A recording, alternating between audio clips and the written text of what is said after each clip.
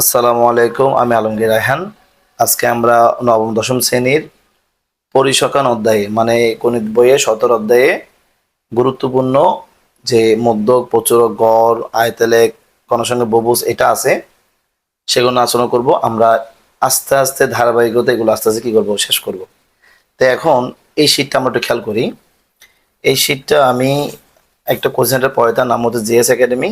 সেখানে এটা আমি তৈরি করছিলাম।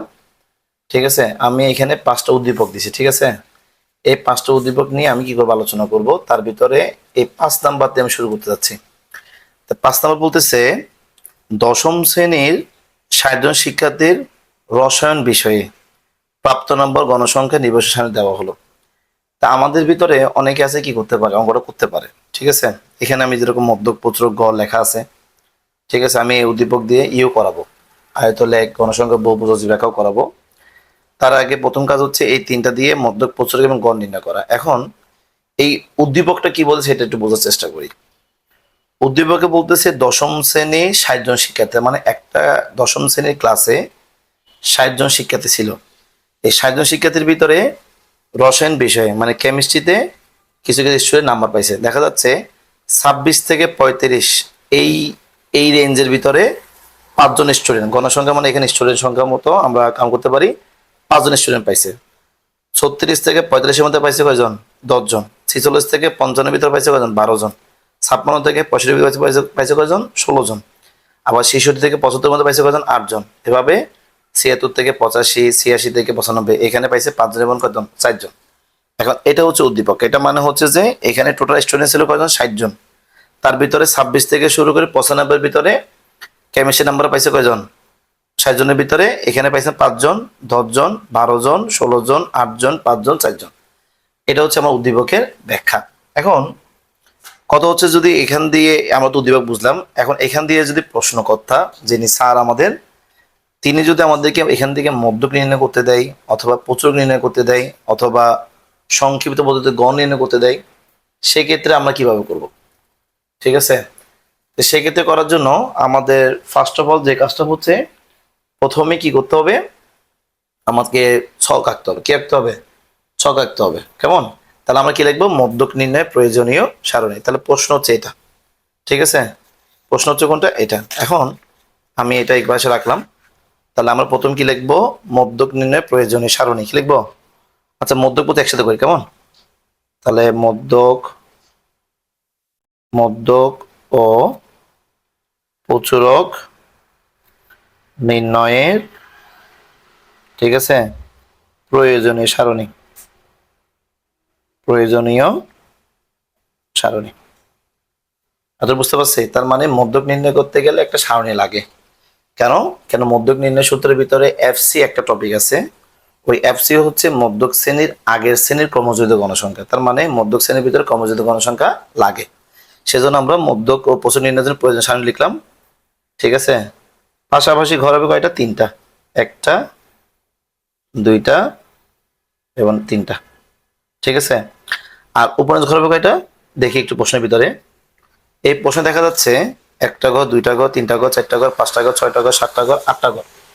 কয়টা ঘর, 8টা। তাহলে আমি ঘর একটা বাড়তি নিব। কি নিব, একটা বাড়তি। তাহলে 1, 2, 3, 4, 5, 6, 7, 8, 9 একটা বাড়তি নিব। 1, 2, 3, 4, 5, 6, 7, 8। তাহলে আমি নিচে কয়টা, 9টা। তাহলে যে কয়টা ঘর থাকবে তার থেকে একটা বাড়তি আমরা কি নিব, ঘর নিব। প্রথম ঘরে যেটা লিখবো সেটা হচ্ছে, এখানে কি দিয়েছে, শ্রেণীব্যাপ্তি। কি দিয়েছে, শ্রেণীব্যাপ্তি গণসংখ্যা। তাহলে আমি দেখে দেখে কি করবো, শ্রেণীব্যাপ্তিগুলো লিখে নিব। তাহলে শ্রেণীব্যাপ্তি লিখলাম। শ্রেণীব্যাপ্তি শুরু হচ্ছে থেকে 26 থেকে 35-এ এবং 36 থেকে 45-এ, 46 থেকে 55-তে। এখানে উত্তর লিখে রাখছে। ঠিক আছে, এটা আমার স্টুডেন্ট করছিল, সেখান থেকে মানটা লিখে রাখছে যাতে পরবর্তী মিলাতে সহজ হয়। 55, তারপরে 56 থেকে 65, 66 থেকে 75, 76 থেকে 85 এবং 86 থেকে কত, 95। ঠিক আছে, যদিও 100 নাম্বার দেওয়া উচিত ছিল, দিনেই আমি, সমস্যা নেই। এবার হচ্ছে গণসংখ্যা। কি এটা, গণসংখ্যা। তাহলে মাঝখান ঘর হচ্ছে গণসংখ্যা 5, 10, 12, 16, 8, 5, 4। আর n মানে মোট গণসংখ্যা। n মানে কত? মোট গণসংখ্যা কত দেওয়া আছে এখানে? 60। স্যার এতটুকু কি বুঝতে পারছি? তাহলে এটা হচ্ছে শ্রেণীব্যাপ্তি, পরেরটা হচ্ছে গণসংখ্যা। 3 নম্বর ঘর হচ্ছে কি? ক্রমযোজিত গণসংখ্যা। কি?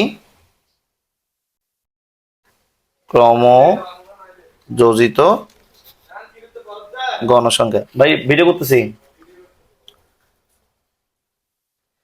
3 নম্বর ঘর হচ্ছে ক্রমযোজিত গণসংখ্যা। তাহলে মধ্যক নির্ণয় করতে গেলে ক্রমযোজিত গণসংখ্যা লাগে। ক্রমযোজিত গণসংখ্যা কেমন নির্ণয় করে? এই যে প্রথম যে গণসংখ্যা সেটা এখানে লিখে ফেলবো, ঠিক আছে? তারপরে এইটার ক্রমযোজিত গণসংখ্যার সাথে এটা গণসংখ্যা যোগ করবো। তাহলে 5 আর 10 যোগ করলে হয় কত? 15। 15 আর 12 যোগ করলে হয় 27। 27 আর যোগ করলে কত হবে? 27 তাহলে 3 হচ্ছে 6 আর 3, 6 আর 7 হচ্ছে 13, আর হচ্ছে 1, 43। 43 আর 8 যোগ করলে হবে কত? 51। 51 আর 5 56, 56 আছে কত? 60। এই দুইটা 60 মিশে আমার অঙ্কটা আমার প্রায় কি হচ্ছে, ঠিক আছে? এতটুকু বুঝছি। এবার আমরা সামনে একটু আগাই। তাহলে এখন থেকে কথা একটু ইম্পর্টেন্ট ভাবে মানে কি ভালো মতো বোঝার চেষ্টা করবেন, ঠিক আছে? তাহলে সারণীতে কি লিখবেন? সারণীতে মোট গণসংখ্যা, মোট গণসংখ্যা n দ্বারা প্রকাশ করা হয় কত? 60, ঠিক আছে? সারণীতে মোট গণসংখ্যা কত? 60। এই 60 কে মানে n কে আমি 2 দিয়ে ভাগ করব। তাহলে 60 কে 2 দিয়ে ভাগ করলে কত হয়? 30 হয়। এখন এই 30টা কোথায় অবস্থান করতেছে খেয়াল করি। এই যে 60 কে 2 দিয়ে ভাগ করার পর আমি 30 পাইছি। এই 30 অবস্থান করতেছে কোথায় দেখি? 5, এখানে 10, 27, কত? 27। 27 এখানে কিন্তু 30 অবস্থান করতেছে না। 30 অবস্থান করতেছে 43 ঘরের ভিতরে। 27-এর ভিতরে না, 43-এর ভিতরে। 43 যে ঘর, তাহলে এই 30টা 43-এর মধ্যে আছে। আর 43টা কোন শ্রেণীতে আছে? 56 থেকে 65-তে। তাহলে যা কত? 56 থেকে 65 শ্রেণীতে অবস্থিত। স্যার বুঝতে পারছি এটা? তাহলে মোট গণসংখ্যাকে 2 দিয়ে ভাগ করার পরে আমরা যে মানটা পাবো, দেখবে মানটা কোন শ্রেণীতে আছে। যেই শ্রেণীতে আছে সেটাই হচ্ছে মধ্যক শ্রেণী। সেটা হচ্ছে কি? মধ্যক শ্রেণী। তার মধ্যক শ্রেণী হচ্ছে 56 থেকে কত? 65। আশা করি আপনারা বুঝছেন। বুঝছেন কি না? ইনশাল্লাহ। তাহলে আমরা মধ্যক শ্রেণী বের করে ফেললাম, ঠিক আছে? এবার মধ্যক শ্রেণী বের করার পরে সুতরাং মধ্যক ইজ ইকুয়াল টু, সুতরাং কি? আচ্ছা, মধ্যকের সূত্র কি ছিল? মধ্যকের সূত্র ছিল, মধ্যক সূত্র ছিল, আমার সাথে বলেন, L plus n/2 minus fc into h/fm। আবার বলেন তো একটু আমার সাথে। L plus n/2, এটা n/2 মাইনাস fc গুণ h/fm। তাহলে প্রথম কাজ হচ্ছে এটা সবগুলো পরিচয় জানতে হবে। L মানে মধ্যক শ্রেণীর নিম্ন সীমা। তাহলে L মানে মধ্যক শ্রেণীর নিম্ন সীমা। এখন মধ্যক শ্রেণী কত? 56 থেকে 65। আর নিম্ন সীমা মানে কোনটা? আগেরটা কত? 56। আর উচ্চ সীমা বলে কোনটা? 65। স্যার মনে থাকবে। এবার আসেন n মানে মোট গণসংখ্যা। n মানে কি? মোট গণসংখ্যা। এখন মোট গণসংখ্যা মান কত? এখানে দেখা যাচ্ছে 60। কত? 60। তাহলে L পাইলাম, n পাইলাম। এখন হচ্ছে fc। এখন হচ্ছে কি? fc। এটা একটু বুঝতে হবে, এই fc-টা একটু কঠিন, ঠিক আছে? তাহলে fc যদি আমি লিখি, তাহলে fc হচ্ছে মধ্যক শ্রেণীর, কি লিখবেন? মধ্যক শ্রেণীর পূর্ববর্তী শ্রেণীর ক্রমযোজিত গণসংখ্যা, ঠিক আছে? এটা সবচেয়ে কঠিন, এটা মুখস্থ করতে হবে। বলেন, মধ্যক শ্রেণীর পূর্ব শ্রেণী মানে আগের শ্রেণীর ক্রমযোজিত গণসংখ্যা। এখন আমার কথা হচ্ছে মধ্যক শ্রেণী কোনটা? মধ্যক শ্রেণী হচ্ছে 56 থেকে 65। আর মধ্যক শ্রেণীর আগের শ্রেণী হচ্ছে কত? 46 থেকে 55। এই শ্রেণীর ক্রমযোজিত গণসংখ্যা কত? 27। স্যার বুঝতে পারছেন কিনা? তাহলে মধ্যক শ্রেণী হচ্ছে যে 56 থেকে 65, তার আগের শ্রেণী হচ্ছে 46 থেকে 55, আর 46 থেকে 55 এই শ্রেণীর ক্রমজের মান কত? 27। তাহলে আমি এফসি মান কত লিখবো? 27। তাহলে দেখেন, একটু দেখেন, আমার এখানে এল বের করা হয়ে গেছে, এন বের করা হয়ে গেছে, এফসি বের করে গেছে, এইচ আর এফ এম, তাই না?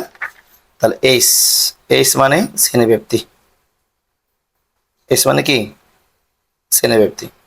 শ্রেণীব্যাপ্তি এই দেখেন তো, 26 থেকে 35, 26, 27, 28, 29, 30, 31, 32, 33, 34, 35, কত? 10। কত? 10। তাহলে 26 থেকে 35 শ্রেণীব্যাপ্তি কত? 10। আর এফ এম, এফ এম মানে মধ্যক শ্রেণীর নিম্ন সীমা, সরি মধ্যক শ্রেণীর গণসংখ্যা, মধ্যক শ্রেণীর গণসংখ্যা, ভুল বলে দিয়েছিলাম একটু আগে। এফ এম হচ্ছে মধ্যক শ্রেণীর গণসংখ্যা। এখন মধ্যক শ্রেণী কত ছিল? 56 থেকে 65, আর এই শ্রেণীর গণসংখ্যা কত? 16। তাহলে 16। তাহলে দেখেন তো, আমি এই মধ্যক নির্ণয় করতে গেলে আমার এল লাগবে, এন লাগবে, এফসি লাগবে, এইচ লাগবে, এফ এম লাগবে, সবগুলো আমাকে বের করা হয়ে গেছে। সুতরাং নির্ণয় মধ্যক, সুতরাং নির্ণয় মধ্যক সূত্র হচ্ছে যে L plus N by two minus FC first bracket statement close করছিলাম এইচ বাই এফ এম। ঠিক আছে, একটু আগে দেখা যাক, এই এল এর মান পাইছি কত? আমি 56। কত পাইছি? 56। আর এন এর মান 60। তাহলে এল এর মান হচ্ছে 56, এন এর মান হচ্ছে 60 ভাগ 2 মাইনাস এফসি মান পাইছি 27। কত পাইছি? 27 ইন্টু এইচ, এইচ পাইছি 10, আর এফ এম পাইছি কত? 16। তাহলে এই মধ্য নির্ণয় করার সময় সবসময় উল্টা করবেন, এটা নিবেন না, এই দিক থেকে উল্টা করবেন। বুঝতে পারছি কিনা? তা আমি যদি ক্যালকুলেটর করি, আমার তো ক্যালকুলেটর এখন আপাতত নিয়ে নেই, আমি মোবাইল দিয়ে করতেছি। ঠিক আছে, তাহলে এন এর মান হচ্ছে 60, 60কে 2 দিয়ে ভাগ করলে হবে 30, 30 থেকে 27 গেলে কত হবে? 3, 3-এর সাথে 10 গুণ করলে 30, 30কে 2 দিয়ে ভাগ, এই 16 দিয়ে ভাগ করি, 30 ভাগ কত? 16 সমান সমান যোগ কত? যোগ হচ্ছে 56, যোগ হচ্ছে কত? 56। তো কত আছে? 57.87, 87 কত? 87।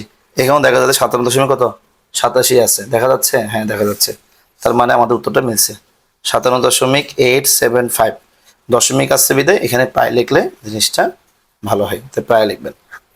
ঠিক আছে, তাহলে আশা করি এই অঙ্কটা আপনারা বুঝছেন।